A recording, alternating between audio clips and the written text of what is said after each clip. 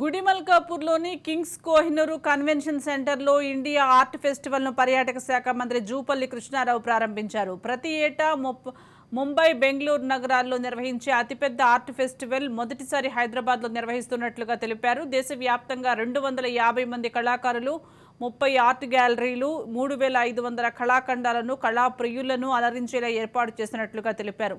ఒకే చోట ప్రముఖ కళాకారులు వేసిన చిత్రాలను ఆకట్టుకుంటున్నాయన్నారు. కళాప్రియులైన హైదరాబాద్ వాసులను అలరించేందుకు ఈ నెల 7 నుండి 3 రోజుల పాటు ఇండియా ఆర్ట్ ఫెస్టివల్ నిర్వహిస్తున్నట్లు నిర్వాహకులు తెలిపారు. మొత్తం భారతదేశంలో ఇటువంటి ఇండియా ఆర్ట్ ఫెస్టివల్స్ ఇప్పటి వరకు 20 జరిగినాయి. ఈ హైదరాబాద్లో జరిగినటువంటి ఈ India art festival first time the first edition of India art festival. అంటే అద్భుతమైనటువంటి ఆర్ట్ వర్క్స్తో పాటుగా కొన్ని కళాఖండాలు ఉన్నాయి.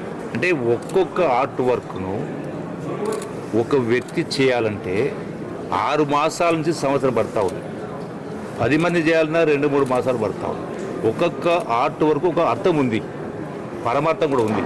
కొన్ని చూసినారంటే మనుషుల యొక్క బుర్రలు, అంటే ఫేస్ పెట్టేసి ఆర్ట్ వర్క్లో ఆ తలపైన ఒక దగ్గర ఒక ఫ్రాక్ కప్ప, ఓ దానిపైన క్రొకడైల్ మొసలి, ఇంకో తలపైన స్నేక్. అంటే ఆలోచన విధానం, అంటే ఈనాడు ఉన్నటువంటి సామాజిక పరిస్థితులకు స్పష్టంగా ఒక్కొక్క బుర్ర ఎట్లా పనిచేస్తూ ఉంది, ఎంత దారుణంగా ఉండడానికి ఒక నిదర్శనంగా పడుతుంది. ఇవే కాదు, గొప్ప ఆర్ట్ వర్క్స్ నిజంగా ఇవందరూ చూడవలసిన అవసరం ఉంది.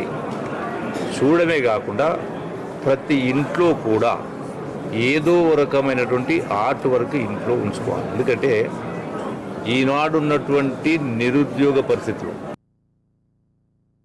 హైదరాబాద్